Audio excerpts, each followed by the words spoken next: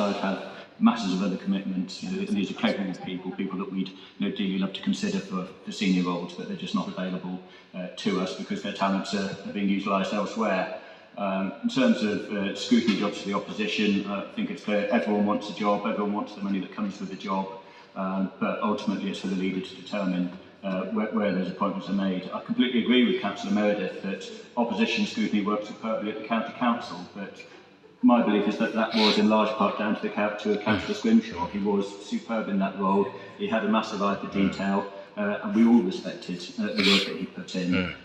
Just commenting very briefly on Councillor Grant, I would caution members against taking as gospel a quote attributed to a Conservative councillor in the press. There's generally more than meets the eye when one of our councillors is quoted. The leader and I have spoken extensively with Councillor Grant. His focus will be on far more than just the finance of the Children's Trust, but I don't think there's a member in this room, if they've been paying attention, who won't be aware that the finances of the Children's Trust are the albatross around the neck of this council. And so were we to appoint a chair of scrutiny who disregarded that aspect of the Children's Trust, I think that would be cause for concern. So, as I say, Councillor then has an almost impossible job in making these appointments, but I think we have talented and able people who will do good jobs in the year ahead, and I look forward to seeing what we can provide to residents over the next 12 months. Thank you. Councillor Nunn. Thank you, Chairman. A lot there. Let's spin through a few of these points. Perhaps a quick one for Councillor Davenport. My advice would be, and the workload does vary enormously amongst Cabinet. I promise you they are all working hard, but the members' inquiries, and I know you put a lot of members' inquiries, even if you send something to a Cabinet member, by all means CC members' inquiries, because part of their job also is to log inquiries and analyse the nature of those inquiries. Are they all about potholes, or are they all about this, that and the other? So feel free to email any of us sitting here, CC members' inquiries as well. Okay. Oh, well, in which case, then we've got the information, and we can look at that, and I'll do that then. Okay. What else did we have? Okay. Let's come back to Paul. Paul, thank you for the work you've done on your committees in the last 12 months. I've tried so hard to have a discussion. The short discussion we had the other day, frankly, I couldn't get a word in edgeways. It was crammed with threats, insults, and all sorts.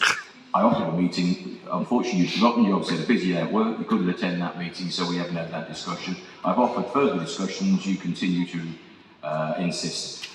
Reference Sixfields, you made so many comments about wrongdoing. I just need to see what they are. Show the information I've offered. That you go to the monitoring officer if you prefer to deal with her. We've had no evidence of it. Even the bit we went on for a long time. This land doesn't need remediation. We eventually got through that one.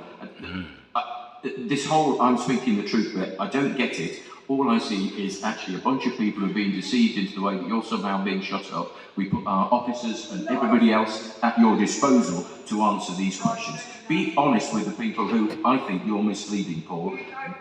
My offer to meet and discuss this remains open.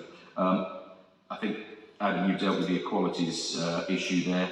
Zoe mentioned scrutiny quality. I think in the last 12 months under Councillor McCord, we have seen an increase in quality. His committee's working well. And the recommendations coming forward from all scrutiny committees, I think we're seeing more recommendations come through to Cabinet. That's probably the main points that I'll respond to that Adam hasn't covered. Happy to move to the vote, Chairman.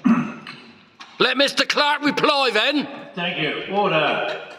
We now move to the vote on the recommendation. No, we had people put up their hands. On the report. Those please vote now on the recommendations of paragraph 3 of the report. What a load of waste of time. Let him speak. Let him speak. He's been voted in by the public. Let him speak. Let him reply to the man that's just spoke. Paul, don't go. No, Paul, don't go. Let him speak. No, Paul, hang on. Hang on. Bloody disgrace. Shambles. He was voted in by the public and you're not letting him speak. Order. Listen to us then. Leave it, Why Cameron. are you gagging him? Members of the public, please. Councillor Clark has spoken already. No, he hasn't. We have order. He put his hand up to Aaron, speak leave it, again, leave it. Members of the public and you wishing ignored to him. disrupt, please depart. Please leave if you wish to. Just leave it, Cameron. Constitution of the Magna Carta, Article 61. That's Lee. the real one. Bunch of tossers. Thank you. Thank you. I think we've all voted now. In favour of the motion, I can declare it carried, 44 to 17, with 3 abstentions. A load of rubbish. Thank you. Come on, Alan. Item 9.